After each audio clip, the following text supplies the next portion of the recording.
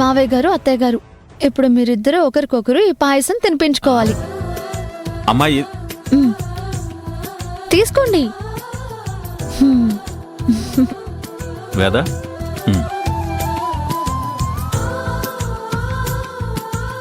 హే claps claps. హే.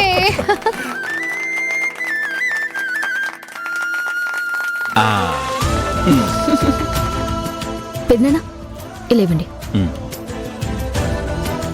ఏరా అబ్బాయి, మా అమ్మాయిని పెళ్లి చేసుకున్న తర్వాత నీ జీవితం ఎలా సాగిందో అందరికీ కొద్దిగా చెప్పు.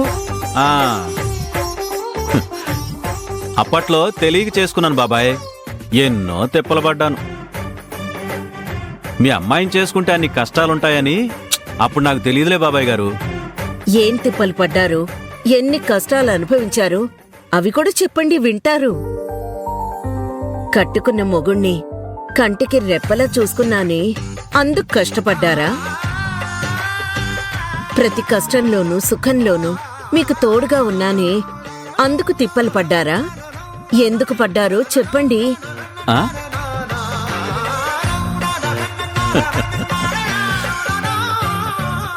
బొంగమూతి పెట్టుకున్న నా శ్రీమతి అలక ఎంత సౌందర్యంగా ఉంటుందో నాకాక ఎవరికి ఎరుక?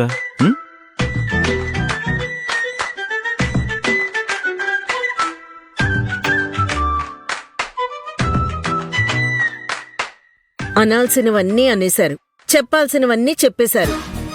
ఇక ఈ బుజ్జగింపులు లాలింపులు ఎందుకు చెప్పండి మహాప్రభో? హే, నీ గుర్తుందో లేదో వేద, రాజీవ్ పుట్టినప్పుడు అనుకుంటా వాడు ఏడుస్తుంటే నువ్వు తట్టుకోలేక ఒక తల్లి ప్రేమ ఎలా ఉంటుందో అప్పుడు నేను గ్రహించాను. నేను మొదటిసారి వ్యాపారంలో దెబ్బతిన్నప్పుడు నా చెయ్యి పట్టుకుని నువ్వు చెప్పిన మాటలు, నన్ను ఓదార్చిన ఆ క్షణాలు గుర్తు తెచ్చుకుంటూ ఉంటే నువ్వు నా భార్యగా రావడం నాకెంత అదృష్టమో నాకు అర్థమవుతూ ఉంటుంది.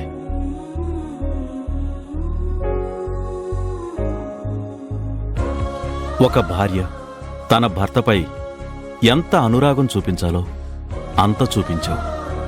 ఎంత మమకారం చూపించాలో అంత మీరు నా మీద చూపించారండి. నా ప్రతి అడుగులో అండగా ఉంటూ అడుగులు వేస్తూనే వచ్చావు.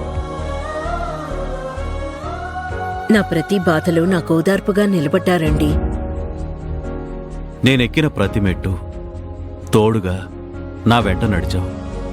ఎవ్వరూ ఇవ్వలేనంత గొప్ప గౌరవం నాకందించారు మీరు.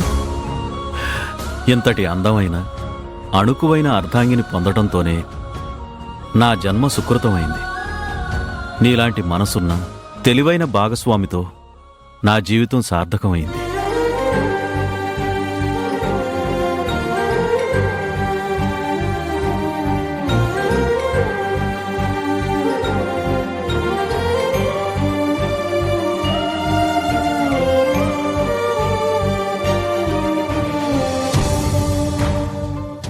నా జీవితానికి వేదవతి దొరికినట్టే నీ జీవితానికి అభి దొరికిందిరా రాహుల్. మీ మధ్య ఈ ఎడబాటు ఎడారిలో ఎండమావులాంటిదే అవ్వాలి కాని ఎడారిలో ఇసుక తెన్నిలా శాశ్వతంగా ఉండకూడదు. ఈ ఫంక్షన్ అయ్యేలోపు మీ ఇద్దరినీ ఎలాగైనా ఏకం చేయడానికి నా శాయశక్తులా ప్రయత్నిస్తాను.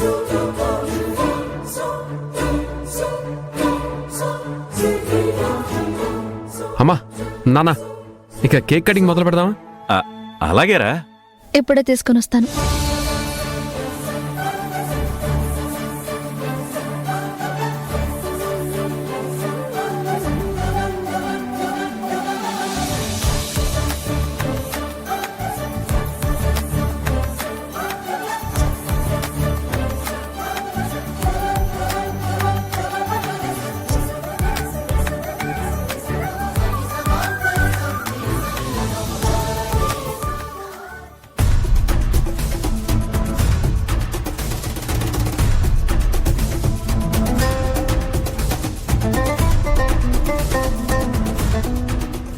ఏమైంది నాన్న? ఎందుకు ఆపేశారు? నాకిలా ఆరుబయట పండగ జరుపుకోవాలని లేదురా.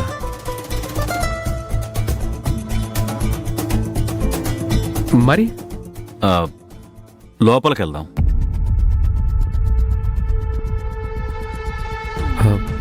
ఎందుకు నాన్న? ఇక్కడ బానే ఉంది కదా, పైగా అందరం ఇక్కడే ఉన్నాం కదా. రేయ్, ఇక్కడ బాగానే ఉంది, నేను కాదనట్లేదు. కానీ ఇంట్లోకెళ్తే ఏమవుతుంది ఇప్పుడు? ఆ?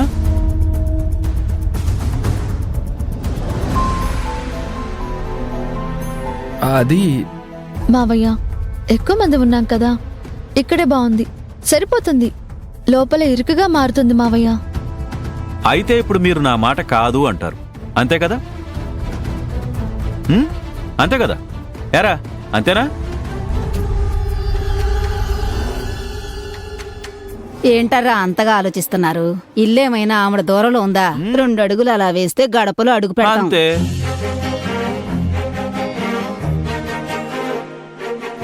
గడప బయట జరుగుతుందేదో గడప లోపల చేద్దాం అంటున్నాను, అంతే కదా? దానికి ఎందుకురా అంతలా ఆలోచిస్తున్నారు? ఎందుకండి ఇప్పుడు లేనిపోని అవాంతరాలు సృష్టిస్తున్నారు? వేదా, ఇందులో అవాంతరం ఏముంది? మీకు తెలీదా? వచ్చిన వాళ్ళకి తెలీదు, కాస్త వాళ్ళకి తెలిసేలా చెప్తావా?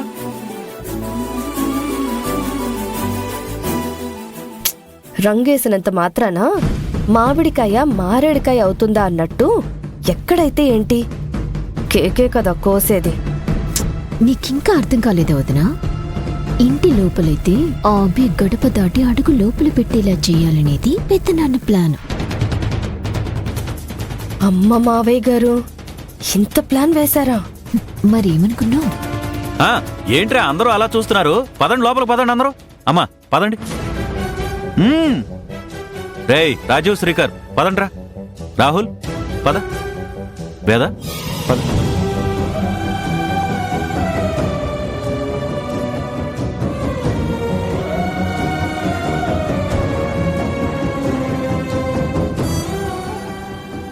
అమ్మా అభి, ఇక్కడే అయిపోయావేంటమ్మా? గడప దాటి కాలు లోపల పెట్టిరా అమ్మా, పదమ్మా.